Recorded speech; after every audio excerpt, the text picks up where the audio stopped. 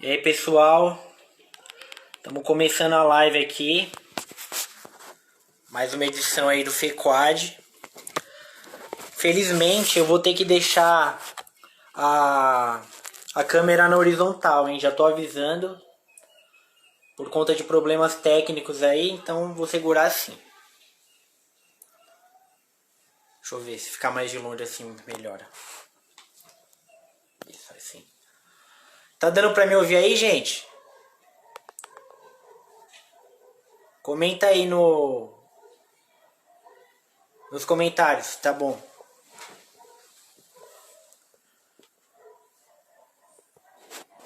Enquanto ele não entra eu vou deixar assim. Mas é porque, enfim, problemas técnicos vai ter que ser na horizontal. Estão falando que dá pra ouvir, que bom. Bom, estamos começando mais uma edição do FEQuad, né? A terceira, que é o Festival de Quadrinhos. E hoje a gente tem a honra de estar recebendo um cara aqui que faz parte da história do Arte Mundana. Já é o terceiro ano que ele vai estar participando aqui do FEQuad, né? Infelizmente, por conta das condições que nós estamos vivendo agora, não estamos entrando assim nas lives, né? Não tá dando para ter nada presencial, então estamos entrando nas lives. Mas está sendo uma experiência bem legal até agora. Espero que vocês aproveitem essa live. É um cara que sabe bastante da área dos quadrinhos. E hoje vai falar sobre os quadrinhos na época da Guerra Fria. Falar um pouco sobre como influenciou, também um pouco da história dos quadrinhos, enfim. É isso. Vou convidar ele aqui para entrar. Vamos ver.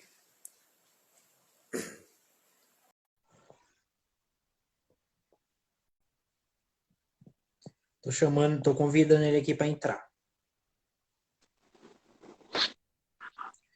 E aí, Cliff? Tudo bem? Opa, beleza? Estamos começando aqui a entrevista com o Cliff. Tava falando que é um cara.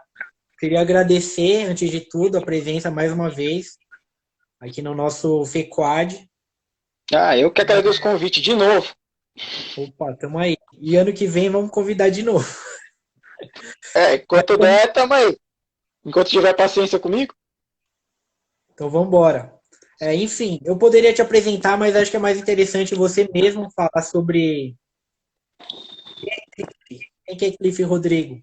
Qual que é a sua trajetória, o que você faz da vida, enfim. Bom, eu sou um professor de história maconheiro e vagabundo, de acordo com todo mundo. Legal. Não, Sou para professor de começar essa. história já faz, sei lá, uns 14 anos, né? E segundo o meu diploma, eu sou especialista em história cultural, mas ignora essa parte. Aí sim. Mas então, para começar essa conversa, gostaria que você falasse um pouco sobre como que você começou a se interessar por quadrinho, como que o quadrinho entrou na sua vida, enfim. Cara, então, meu primeiro quadrinho, que iniciou minha coleção toda, é essa belezura aqui, Superboy de jaquetinha, famoso Superboy do Havaí, muito maneiro, certo? Quando foi que começou, velho, eu me lembro a partir dos meus 7 anos, tá? Primeiro começou com um desenho de super-herói na TV e tal, aí aquela coisa que todo mundo começa, né? Turma da Mônica, Disney. Aí quando eu entrei em drogas mais pesadas, aí foi um caminho sem volta. Sei lá, Sim. eu não sei dizer por que eu gosto de gibi, eu sei que talvez seja a coisa no mundo que eu mais gosto e talvez seja a coisa no mundo que eu mais entenda. Mas é isso, eu tô há mais de 20 anos nesse vício. A gente tem o comecinho de história aí parecido, então, porque eu também entrei assim. Só que aí deu um negócio na minha mãe, falou, esses negócios de gibi aí, sacanagem, não sei o quê. Aí jogou todos os meus gibi fora e... Não, eu tenho sorte que minha família sempre incentivou. Inclusive, esse aqui foi meu pai que comprou pra mim. Então, enquanto eu não tive dinheiro para comprar eu mesmo, sempre sobrava para comprar, e aquele gibi de 50 centavos, R$ 1, no tempo que dava para comprar bastante coisa e tal. Então, eu sempre tive esse apoio. Eles nunca entenderam muito bem porque que eu gosto desse bando de gente de colã colorida ficar dando porrada, mas também nunca reclamaram. Então, Aí sim. Eu tinha uma caixona, mas depois disso aí, só agora que eu tô mais velho, né? Ganhando dinheirinho, uma coisa ou outra. Mas olha lá minha camisa. Eu sou fã também. Principalmente agora não ah, tem costumes, né? Aí já. Agora a família hum. toda entrou Mas no agora, mesmo. agora é fácil com filme, com tudo. Todo mundo ficou nesse negócio de gibi. Eu sou do tempo que filme de herói, o mais novo era o Batman de 89. Então, pô, não era fácil, não. Hoje, quando eu cheguei era tudo mato. Agora é todo mundo nerd, né?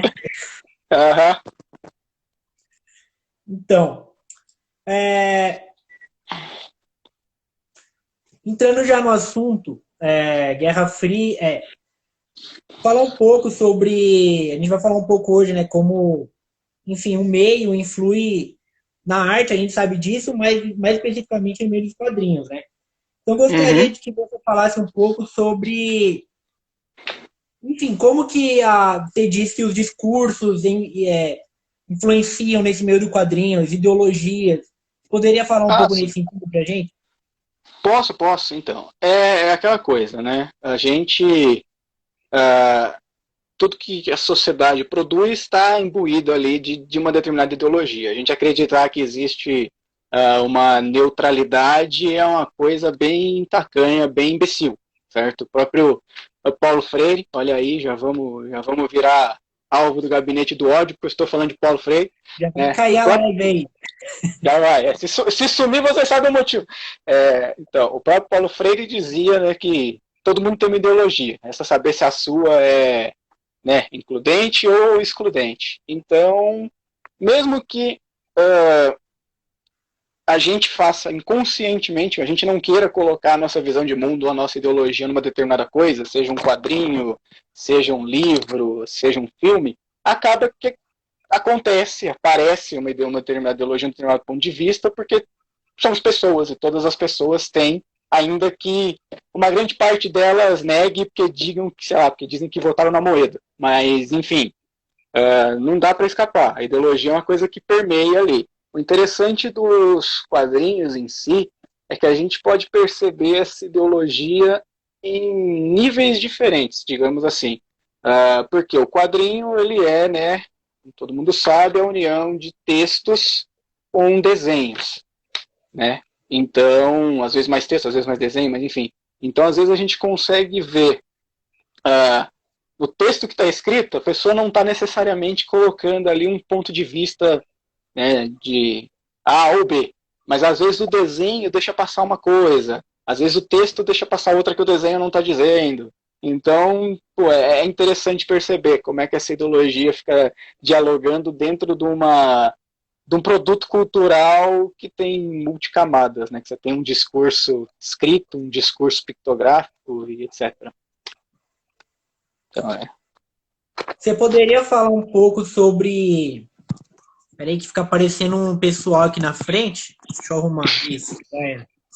tranquilo. Poderia falar um pouco sobre, enfim, as eras do. A gente sabe que tem eras dos quadrinhos, né? E como isso foi mudando, a linguagem, assim, Sim, decorreu, sim. Uhum. ideologia também, Então, que tem tempo. sim, os quadrinhos a gente acha que é um negócio moderno, mas na real, os quadrinhos eles vêm desde o século XIX, né, mais ou menos 1840, 1850. A gente tem, por exemplo, o Ângelo Agostini, que é um nome dos principais prêmios do quadrinho brasileiro. Ele é um quadrinista que fez quadrinhos lá no Brasil Império ainda. Então, a gente usa normalmente uma é, a gente usa normalmente uma cronologia que ela é baseada nos quadrinhos de super-herói americanos. Tá? Então, o que eu vou falar aqui se aplica a super-heróis nos Estados Unidos. A gente não pode usar para quadrinho brasileiro, para mangá, para quadrinho de ficção científica e tal. Mas, basicamente, a gente tem três grandes eras. Sim, são mais, mas basicamente nós temos três grandes eras, que são a Era de Ouro, certo? Tem também um gibizinho que se chama aqui A Era de Ouro, tá? Temos que ela é mais ou menos dos anos 30, né, 38, com o surgimento desse cabra aqui, Super-Homem, certo? Até Eu mais ou li esse menos também. os... Essa aqui é bom demais. Super-Homem no começo, gente, era socialista, mais um motivo para cair essa live. Até mais ou menos 55, certo? Primeiro eu vou passar as eras rapidinho, depois eu explico as especificidades.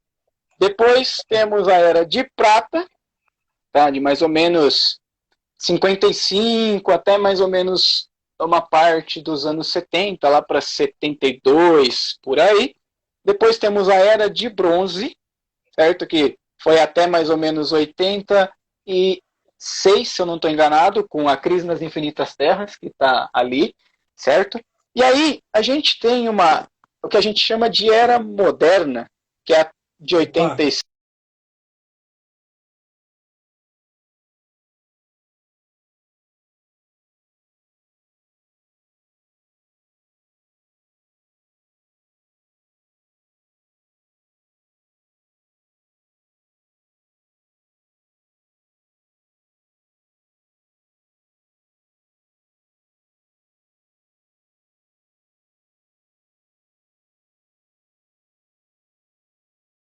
tá pegando aí? A gente Ah, usa. foi.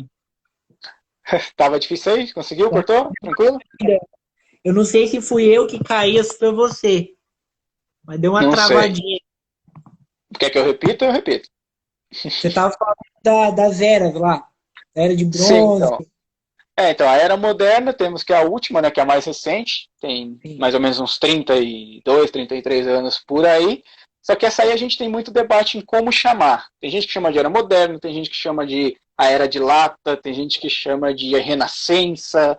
É porque a gente que é professor de história sabe que né, periodizar uma coisa é um negocinho complicado, porque a gente sempre chama um período a posteriori. Então, tipo, quem estava nos anos 30 não chegou e falou: "Ah, criei o super-homem, como eu vou chamar essa era? Era de ouro". Não, isso foi um nome que outra pessoa deu depois. Assim como A quem Nath, estava, né, era de prata e tal, não chamava assim. Então, a Nath tá falando para enfim, repetir. Então, onde que parou, Nath? Só quem tá falando repete, eu não sei.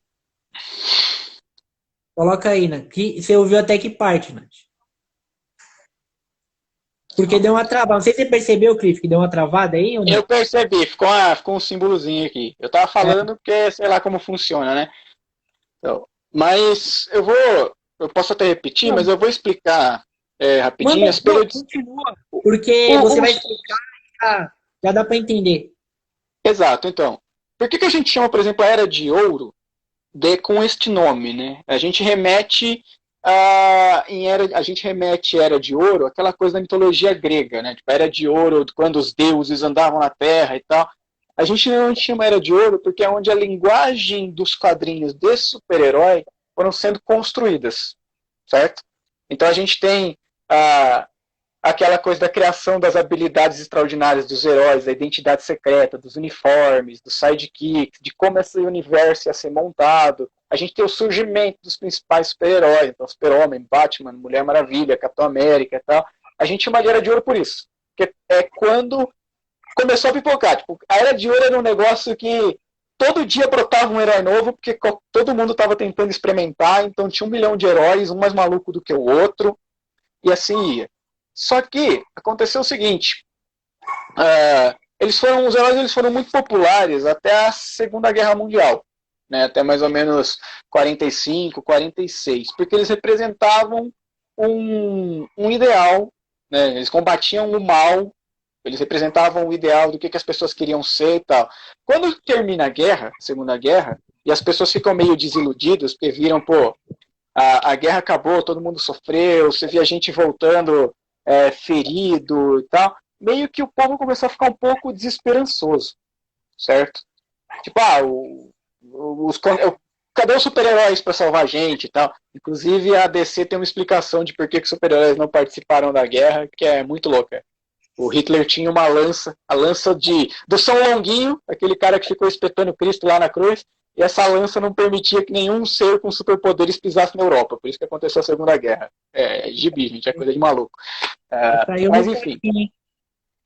É a lança do destino. Eles chamam de lança do destino no gibi. Então, aí, eles tentaram reinventar os super-heróis, tal, para não... Porque as pessoas estavam começando a buscar outras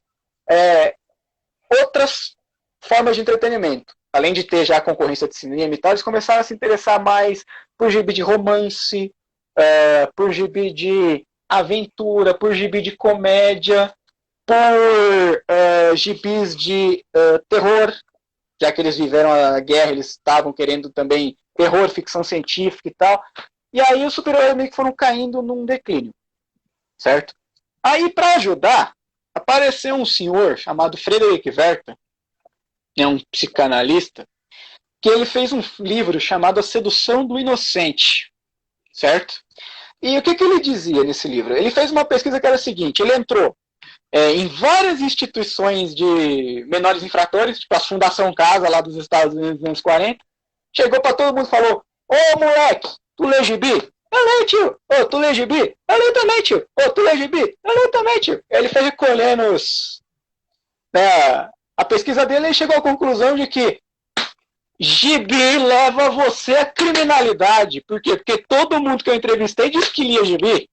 Só que a gente está falando de um período em que toda criança, todo adolescente lia gibi, porque gibi, cara, gibi custava 5 centavos. Era um negócio que todo mundo lia. É a mesma coisa do tipo você entrar, sei lá, numa prisão de segurança máxima e perguntar se todo mundo que tá lá bebe água. Sabe? Era um negócio que todo mundo tinha acesso. E aí ele começou também a perceber, né, dentro dessa ideia dele, a mostrar que o gibi levava as pessoas para o mau caminho. Você virava um degenerado, você virava um ladrão. Aí ele começou a falar que o super-homem, como era muito poderoso, impunha sua vontade pela força, o super-homem era um fascista. Que a Mulher Maravilha despertava as pessoas sexualmente com os fetiches de ficar sendo amarrada. Que o Batman e Robin era um casal gay. É daí que vem essa piada e tal. E aí... continuou.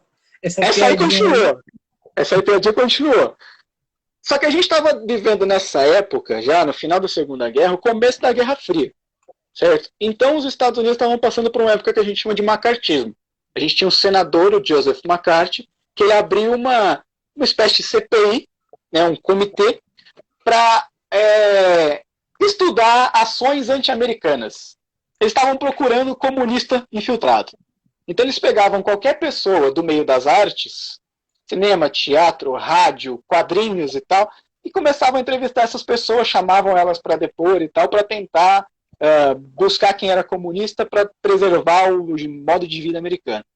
Quando Frederic Werther publicou isso, o Joseph McCarthy, e a comissão do Senado olhou aquilo e falou: pô, a gente precisa chamar esses malucos dos gibis aí para falar, porque eles estão estragando as criancinhas.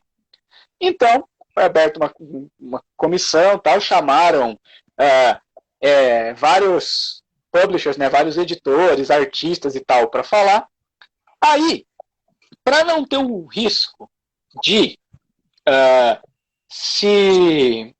do governo ir lá e censurar e proibir os quadrinhos, as próprias editoras se juntaram e fizeram uma coisa chamada Comics Code Authority.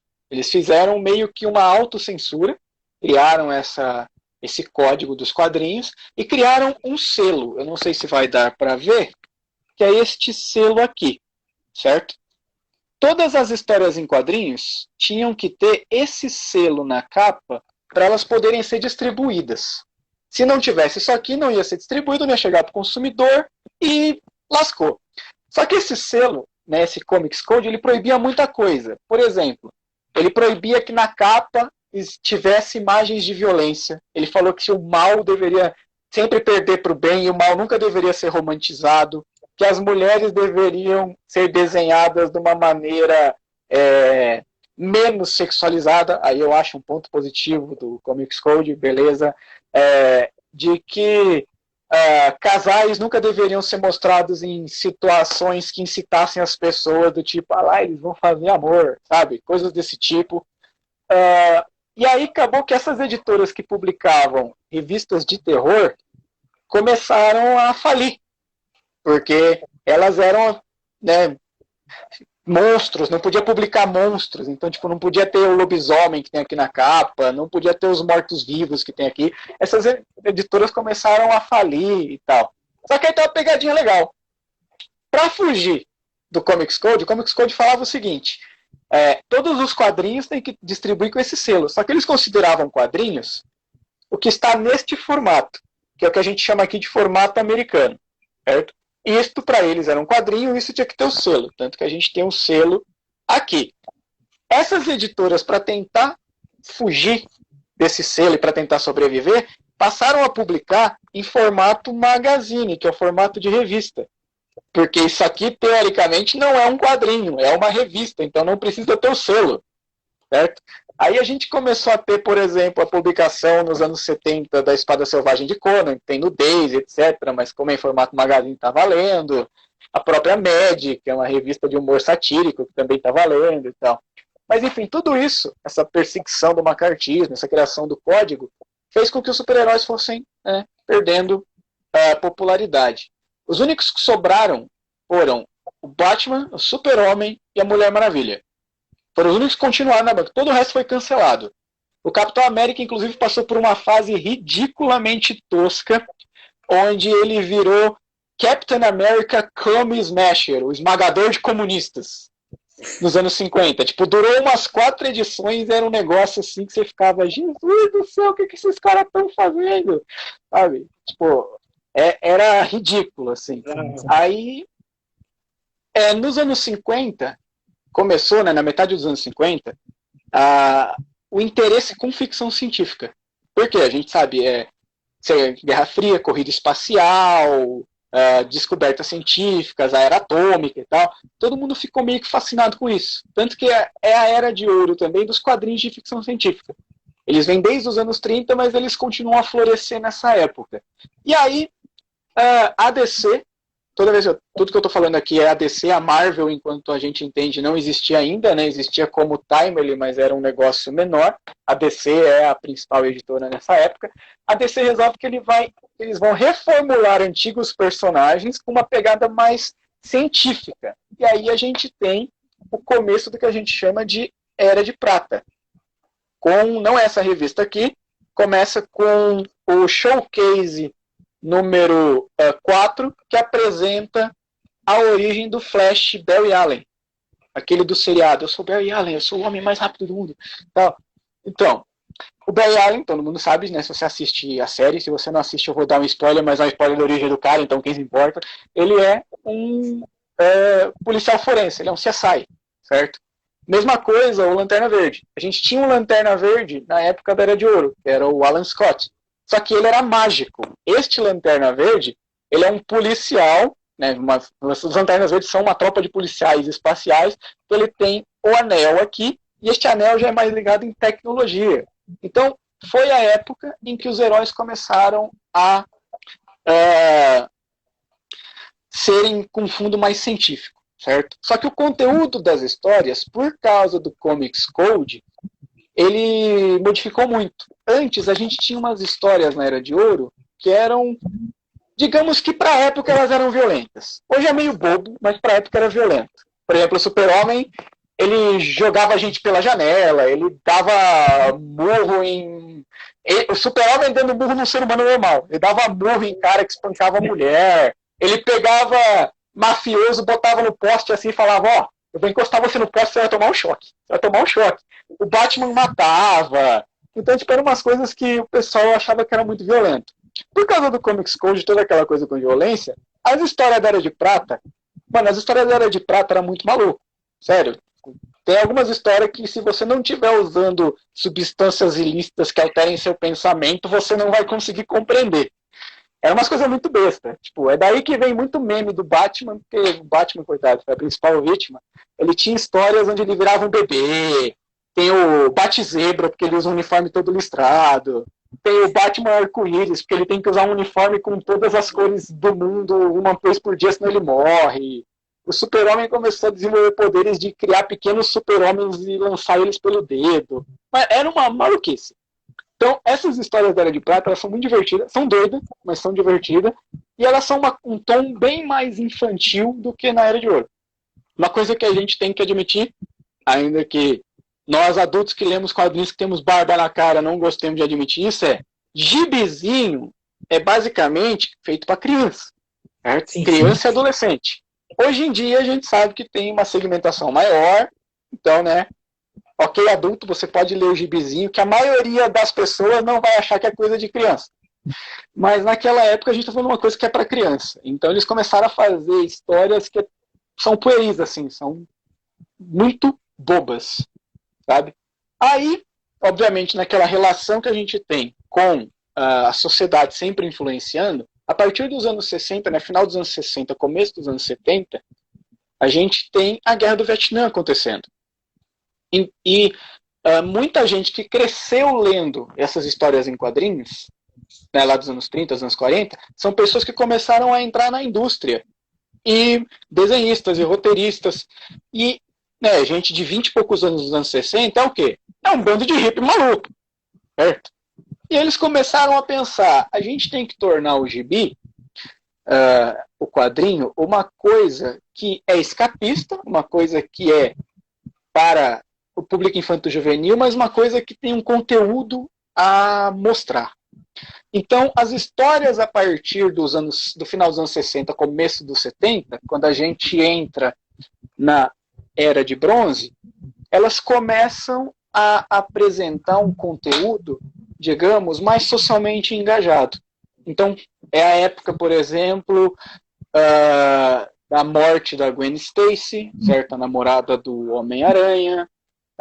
É a era em que a Marvel aparece no final da Era de Prata, então ela traz aquela coisa do mundo real, dos problemas do mundo real para os seus super-heróis. Então o Homem-Aranha tem sempre que pagar conta, o Quarteto Fantástico é uma família, você vê lá os problemas de família, o Bruce Banner atormentado, meu Deus, eu sou o Hulk, eu viro um monstro.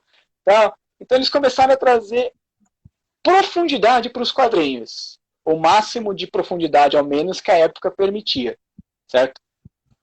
Então, e aí a gente vai tendo, né, depois na Era Moderna, que se encerra com a Crise nas Infinitas Terras.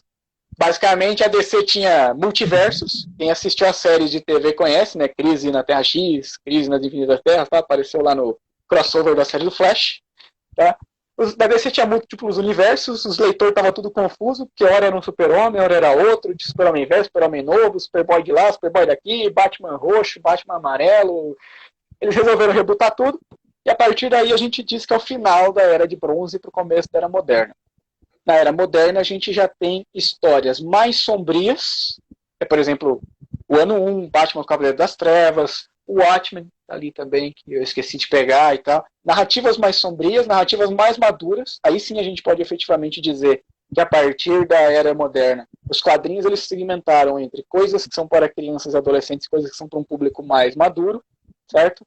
Até chegar nos anos 90, começo dos anos 2000, onde a gente tem super-heróis que nem dá para dizer que são heróis, que são heróis mais cínicos, assim, que são anti-heróis. A época da popularidade do Wolverine, que não tem pudores em assassinar pessoas, do Justiceiro, que, bom, todo mundo sabe que é um miliciano, né? Então, esse tipo de herói começa a ser popular, porque são os anos 80, final dos anos 70, começo dos anos 80, as pessoas já estavam, né, mais cínicas em relação ao mundo. Então, não vou ficar lendo a história do super-homem, aquele escoteirão que fica, não, a humanidade tem que ser boa, vamos buscar o bem, porque eu sei que o mundo é uma merda. Então eu vou ler esse cara aqui que perdeu a mulher no parque e mata bandido, porque é bandido bem, é bandido morto. Certo? Então é a época que começa a aparecer tudo isso. Aí, o meu ponto aqui, quando eu desenvolvi a minha pesquisa, é tentar fazer um recorte, porque a Guerra Fria ela é muito ampla. E o meu recorte ele se baseia basicamente nas histórias dos anos 60 do Homem de Ferro, que são as primeiras histórias, certo? A origem do personagem, tá?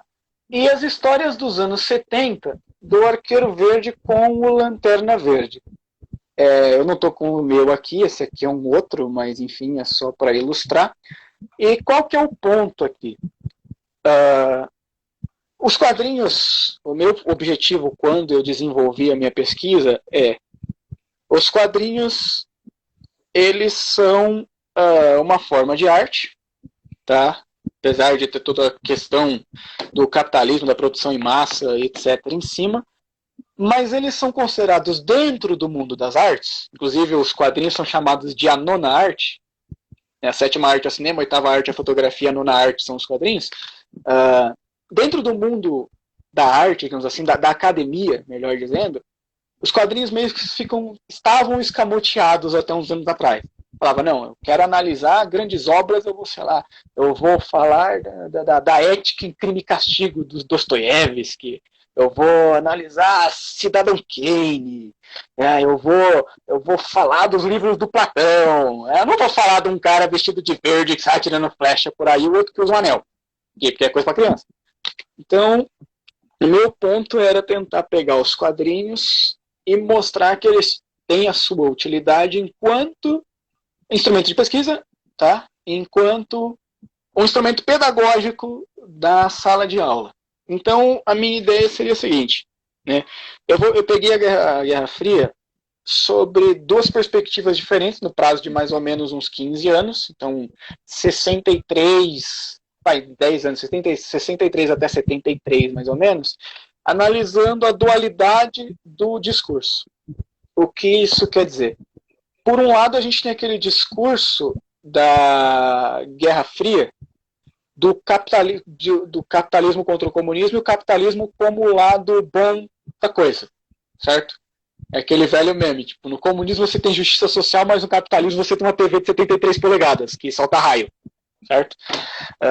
Então a gente sempre tem aquela ideia dos Estados Unidos, aquele discurso dos Estados Unidos enquanto a terra da liberdade, onde você se esforçando, você é bem sucedido, onde todas as pessoas são felizes pela força do capitalismo e etc.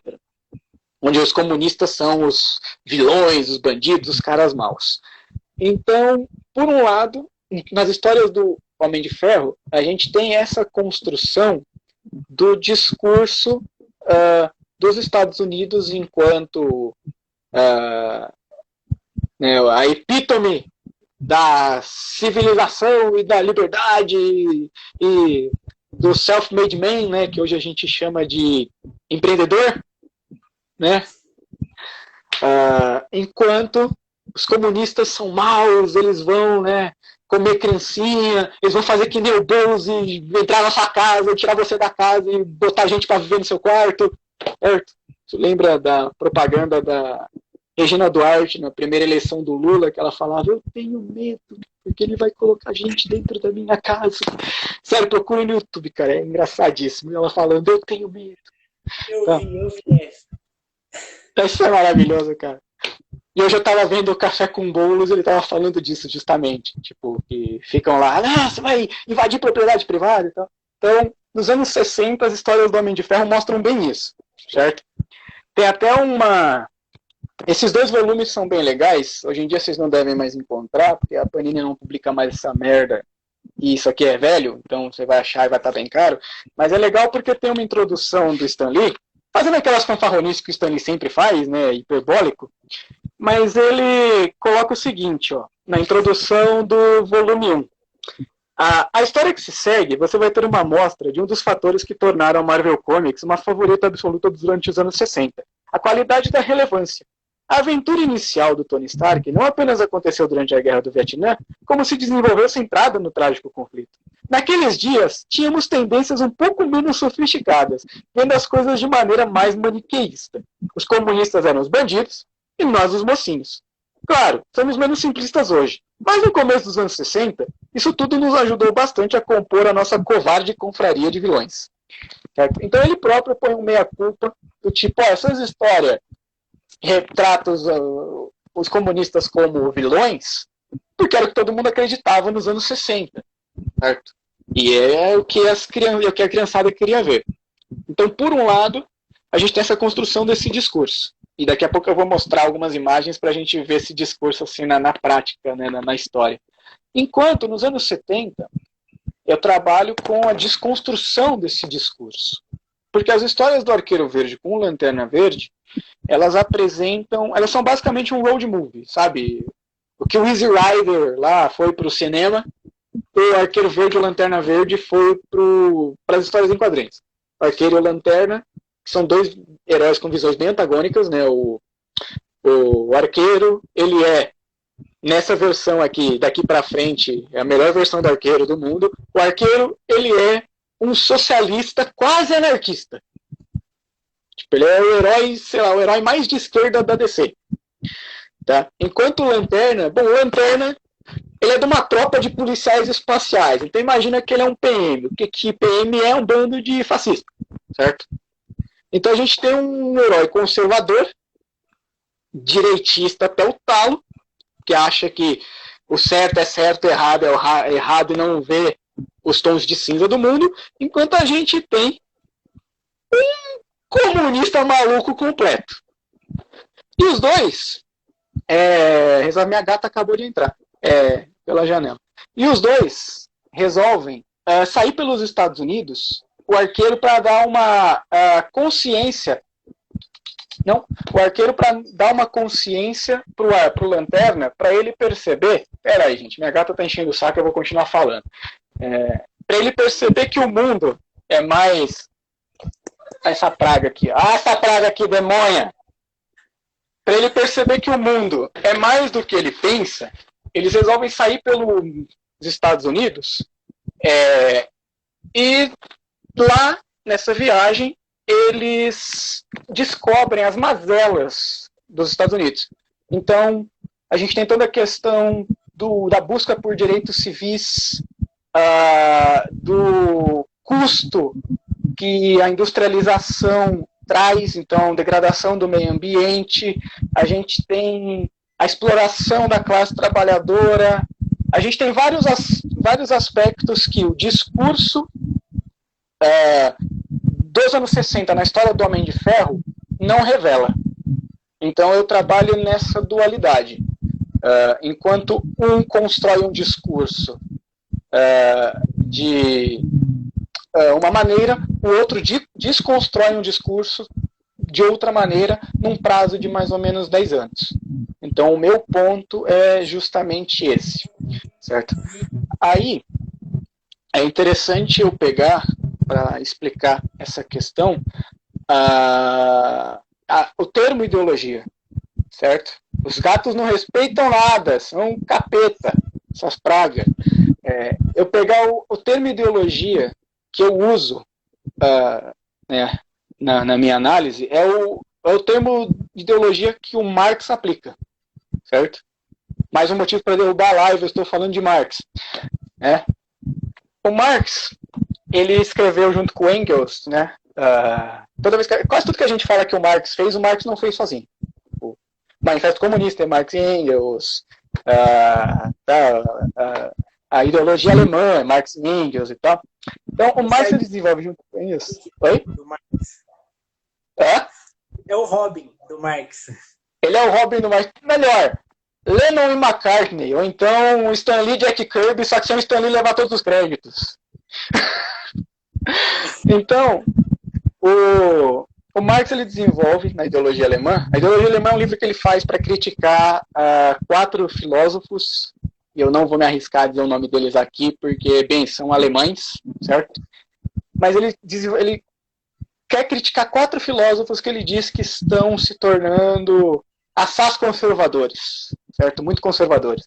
E aí ele diz o seguinte: a ideologia, ela é um instrumento, certo? Que a burguesia utiliza para transmitir a sua visão do mundo para as classes mais baixas, para o proletariado, a fim de manter esse proletariado sob controle, para naturalizar determinadas circunstâncias. Aí a gente tem que entender que para o Marx, para a teoria marxista, o motor da história é a luta de classes. Então, de um lado, a gente tem a burguesia, certo? Os podres de rico, que detêm os meios de produção, os meios de produção materiais e os meios de produção culturais, certo? Até hoje é só a gente ver as grandes empresas de informação, de mídia, são todos grandes conglomerados, enquanto aquela mídia alternativa, que é mais à esquerda, como o nome fala, é alternativa, tem um alcance menor. Então ele vê a burguesia e o proletariado. E ele enxerga na luta de classes, né, nessa briga entre a burguesia e o proletariado, é o motor da história. A história só se desenvolve através da luta desses dois grupos. Então ele coloca na ideologia alemã que a burguesia, detentora dos meios de produção culturais, tendo dinheiro, tendo recursos, eles podem transmitir o discurso deles para as classes mais baixas, para a maioria das pessoas. Certo? Então ele enxerga a ideologia enquanto um movimento, né, enquanto um instrumento de dominação das massas. Tá? E por que eu estou falando isso? Porque para falar de comunismo também, mas não é só por isso.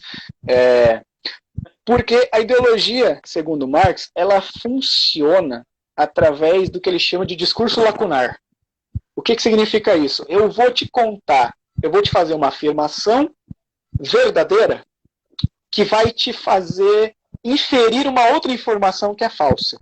E a partir dessa junção da informação verdadeira com a informação falsa, eu estou manipulando a sua realidade.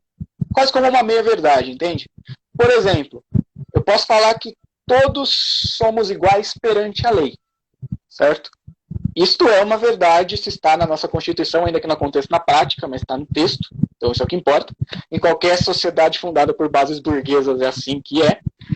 Só que se eu falar isso, todos são iguais perante a lei, para algumas pessoas, essas pessoas podem imaginar que por todos serem iguais perante a lei, todos têm as mesmas oportunidades. Isso é uma verdade ou não é uma verdade? Isso é uma coisa falsa, certo? Então eu estou me utilizando de uma coisa, de uma afirmação verdadeira, certo? Todos são iguais perante a lei, e estou fazendo as pessoas acreditarem que essa igualdade se estende em oportunidades. E qual que é o truque aí? A partir do momento que você diz que todos são iguais perante a lei, você inviabiliza todos os discursos do tipo, vidas negras importam. Ah, mas todas as vidas importam. Sabe? Você faz discursos dessa maneira. Porque você parte de um elemento verdadeiro e aquilo que você não diz induz as pessoas a acreditarem que aquele elemento verdadeiro se espalha para todas as coisas. Enfim, eu estou falando a parte do discurso lacunar que é importante. Por quê? As histórias do Homem de Ferro, obviamente, elas não têm essa pretensão, porque são histórias dos anos 60 para criança, então são histórias de ação e aventura, elas apresentam um ponto de vista. Só que para a construção desse discurso e desse ponto de vista, se ignora 1 milhão de coisas que são reveladas, em parte, pela história do Arqueiro e do Lanterna. Então, beleza, os Estados Unidos eles são o ápice, o apogeu, o pináculo do capitalismo mundial? São. É um país onde, teoricamente, você se esforçando, você consegue ter sucesso? É. Mas a que custo? E é justamente o custo disso que é mostrado nas histórias do Arqueiro e do Lanterna. O desenvolvimento dos Estados Unidos, o desenvolvimento desenfreado do capitalismo, leva a uma industrialização desenfreada que leva a uma degradação do meio ambiente. Certo? Aquela questão, a busca por igualdade é uma igualdade burguesa que se aplica a brancos. E aí eu vou ignorar que tem toda uma população de negros e de indígenas que está sofrendo. Certo? Então, o meu ponto é justamente trabalhar nessa questão do discurso lacunar. Mostrando, temos essa história, mas ela é bem assim? Então, no meu ponto de vista, ainda que as histórias do Arqueiro e do Lanterna sejam díspares, muito diferentes, eu vejo elas como complementares. Porque aquela afirmativa verdadeira que vai levar a uma falsa, mas eu estou tentando mostrar que atrás daquela falsa tem uma outra verdadeira que desvirtua aquilo que você estava pensando em primeiro lugar. Sobre as histórias do Arqueiro, é interessante falar que o escritor delas, o Daniel O'Neil, faleceu esse ano, infelizmente, 2020 maldito, tá levando tanta gente, ele era formado em filosofia, né? Ele era uma pessoa que, para os padrões dos Estados Unidos, tem um viés mais à esquerda. E era um cara que começou em jornalismo comunitário. Então, ele cobria questões que a grande mídia às vezes não cobria. A volta dos indivíduos do Vietnã, dos soldados e tal. Isso fez com que ele criasse, fora a formação em filosofia, uma determinada consciência social. Certo? E aí ele diz o seguinte sobre a história, a criação, o desenvolvimento da história. A questão de como a série apareceu tem, é claro, duas linhas de resposta. A primeira é longa, histórica, sociológica e um pouco cômica. Tem a ver com aqueles anos marcados, indelevelmente, por uma tinta luminosa na alma de qualquer um que os tenha vivido. Os formidáveis e malditos anos 60. Embora tenha sido publicado nos anos 70 e 71, as histórias pertencem à década anterior, tanto quanto o psicodelismo, os shows de rock no Fillmore, passeatas de protesto, queima de convocação de serviço militar, o governo Lyndon Johnson e aqueles hippies inocentes e arrogantes do Flower Power. Nós dramatizaríamos problemas, mas sem a pretensão de dar a solução. Não era o nosso ramo. Eu era sabido o bastante para ver que problemas tremendamente complexos não podiam ser dissecados dentro das limitações de um gibi de 25 páginas. E também era humilde o bastante para saber que, de todo jeito, eu não tinha as respostas. Mesmo assim, eu acalentava a noção de que as histórias podiam ter função social. Esperava que pudessem chamar a atenção de jovens, até de 8 ou 9 anos, para contradições do mundo. Então, essa é a ideia. Ele queria pegar os quadrinhos e, ainda que ele não apresentasse uma resposta para essas questões, dizer que o problema existe. Ele queria fazer o máximo possível de crítica social foda nos quadrinhos. Lacrar, ele queria lacrar. Quem lacra não lucra. Nesse caso, lucraram pra caramba, por causa das melhores coisas que a DC fez. E é republicado até hoje. Certo? Ele queria lacrar, esse esquerdista safado. Então, o meu ponto é justamente esse. Né? E quando eu falo esquerdista, ele era um hippie. O Daniel O'Neil era assumidamente um hippie. Você vê as fotos dele antigas, ele tem aquele cabelão, ele usa aquelas roupas todas esquisitas. Ele definitivamente era um maluco que nos anos 60 ia estar chapando coco, escutando os malucos lá em Woodstock e vendo coisa com LSD muito louco. Certo? Mas agora eu vou tentar mostrar, vamos ver se vai ser possível, a fins práticos. Que uma coisa é falar, a outra é a gente ver como isso se aplica. Certo? Eu vou começar pelas histórias do Homem de Ferro. Nas histórias do Homem de Ferro, a gente tem a questão do desenho enquanto elemento importante para mostrar qual que era o ponto de vista das pessoas. Então aqui, vamos ver, eu tenho aqui Tales of Suspense número 41, A Fortaleza do Doutor Estranho, que não é o Stephen Strange, era um outro cara, porque o próprio Stan Lee já disse que a memória dele era ruim, às vezes ele dava nome igual para personagem diferente. É por isso que os personagens são todos aliterações, Peter Parker, Scott Summers, Bruce Banner, que começando com a mesma letra ele lembra quem que era, certo? Mas tá aqui, ó. Ele está combatendo os inimigos da América, tanto os internos quanto os externos. Esse cara de armadura dourada é o Homem de Ferro. Tarde demais, Homem de Ferro. Os espiões comunistas fugiram naquele avião fretado. Não se preocupe, o motor não vai decolar. Eles derraparam e bateram. Exato, vocês já podem recuperar os documentos secretos que eles tentaram levar. Aproveitem. Então, comunistas aparecem na tela como? São espiões que estão tentando roubar planos secretos. Certo? E eles merecem ser derrotados por isso. Aqui a gente tem, a gente percebe aqui, ó, esse é o Tales of Suspense 41, logo no mês seguinte, Tales of Suspense 42, A Ameaça do Bárbaro Vermelho.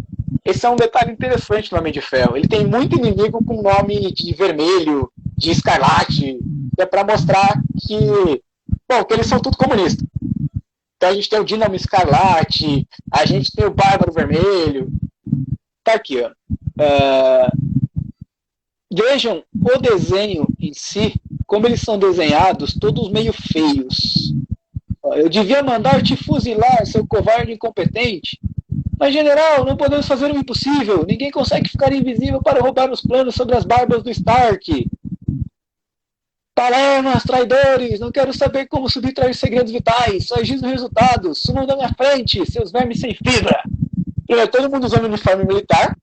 Segundo, olha como esse maluco é bonito. Olha essa cara de galã de novela. Certo? Isso é uma prática muito comum. Vilões normalmente são representados muito feios, certo? Eles têm vilões mais bonitos hoje em dia. Aí o Homem de Ferro consegue derrotar o vilão e tal.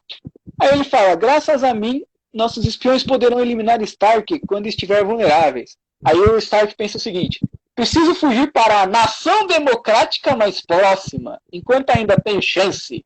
Já chegou a hora de usar os meus jatos transistorizados. Ou seja, se você é comunista, meu amigo, você não é democrático. Certo? Se você é comunista, você é um ditador. Aí, Homem de Ferro 46. O Homem de Ferro encara o Dínamo Escarlate. Dínamo Escarlate, ele é um personagem que ele é o Anton Vanko, ele é um cientista soviético, que ele resolve fazer uma armadura para combater o Homem de Ferro.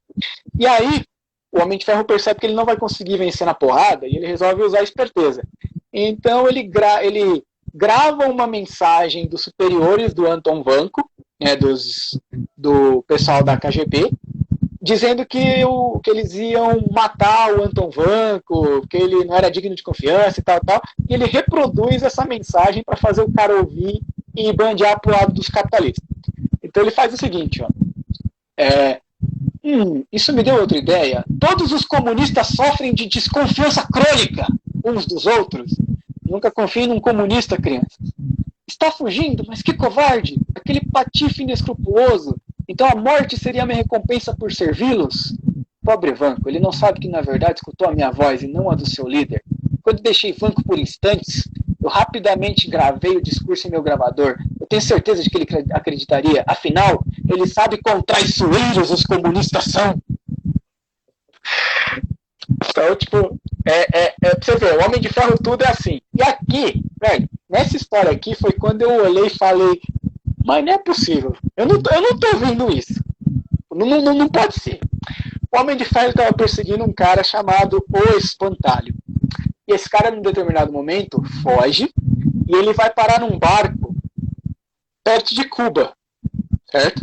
Todo mundo aqui deve se lembrar de como é o Fidel, né? Aquele cara de verde oliva, barbudo e tal. Eis que dentro do navio de Cuba, todo mundo tem a cara do Fidel. Olha o cara aqui em primeiro plano, olha o cara aqui mais atrás, todo mundo de verde oliva e de barba. Olha aqui de novo, o mesmo maluco. Porque todo mundo sabe que comunistas são todos iguais. A gente anda tudo uniformizado, com o mesmo corte de cabelo, com barba. É tipo uma seita, é assim que a gente se identifica. E assim o traidor fantasiado embarca numa canhoneira cubana. Esses são os planos de novas armas americanas que eu prometi a vocês. Percebam, sempre tem um espião que rouba plano de alguma arma americana para fazer alguma coisa. Ótimo, o barbudo vai lhe pagar generosamente por eles. Agora devemos sair destas águas. A coisa vai ficar feia pro nosso lado se algum destroyer yankee encontrar a gente violando essas águas. Vamos rápido. Mas então, uma coisa espantosa acontece. Que loucura é essa? A valisa está voando de minhas mãos.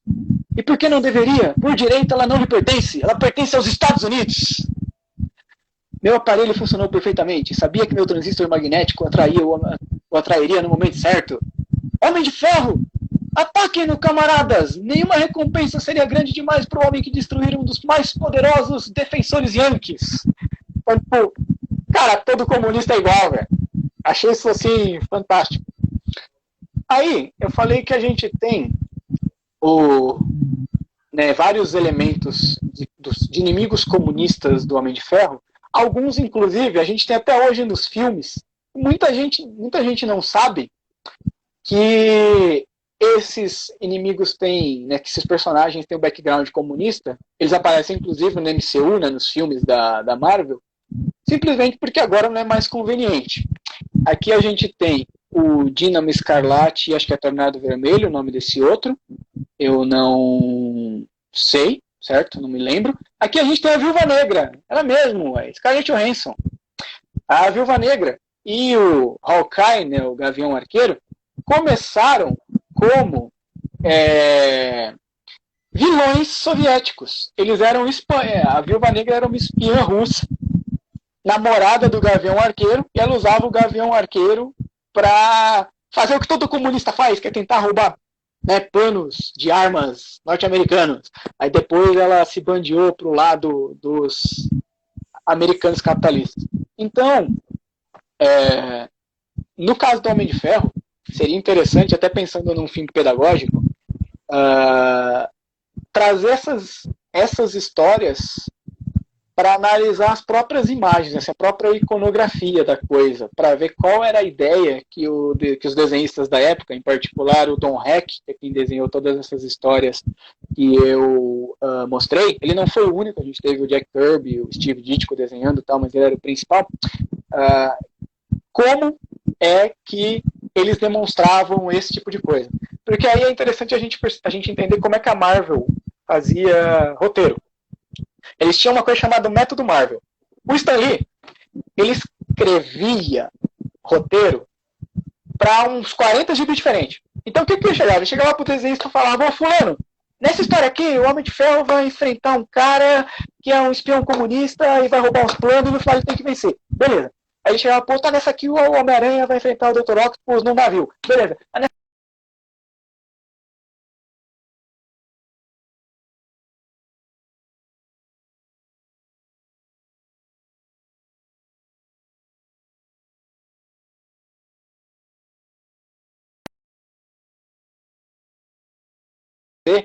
Que grande parte Então, ele dava liberdade para os desenhistas fazerem o que queriam na história, ele dava só uma sinopse breve, ele ia lá, né, o Stan Lee, colocava só os diálogos, era o jeito que ele encontrava para escrever tanta história.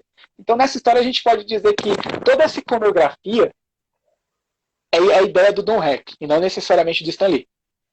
O Stan Lee coloca a parte dos comunistas traiçoeiros, dos comunistas espiões e tal, mas as imagens, todo mundo é igual, o cara é tudo feio, todo mundo de verde oliva, barbudo, isso aí era coisa do desenhista, do Don Heck. Então acho que talvez seja uma coisa interessante trazer esse elemento aqui, certo? Tá salvo, Aí, Stanley, pô. Stan Lee era um safado, cara. Ele sempre fazia da dele lá de ficar com os créditos da coisa.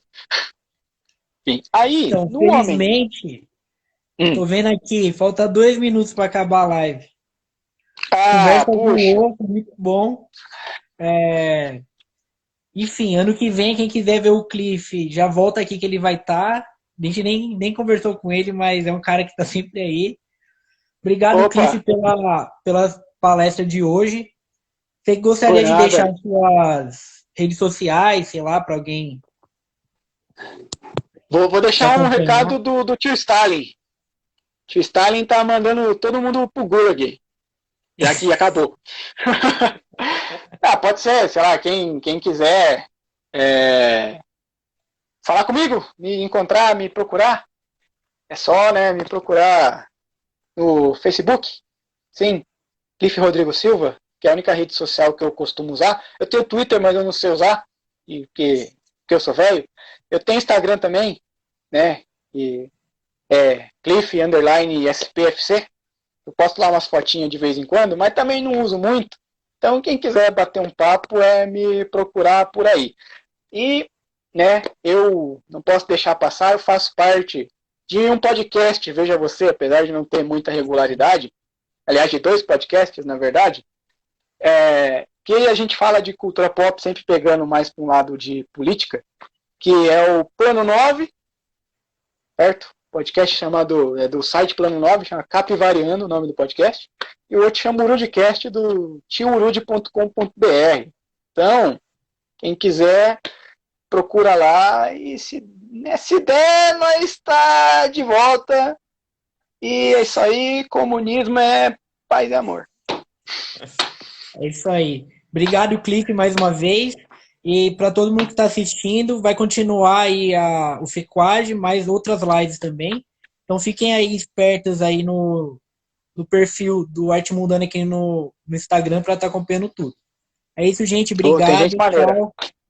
Até a próxima. Falou! Busquem conhecimento!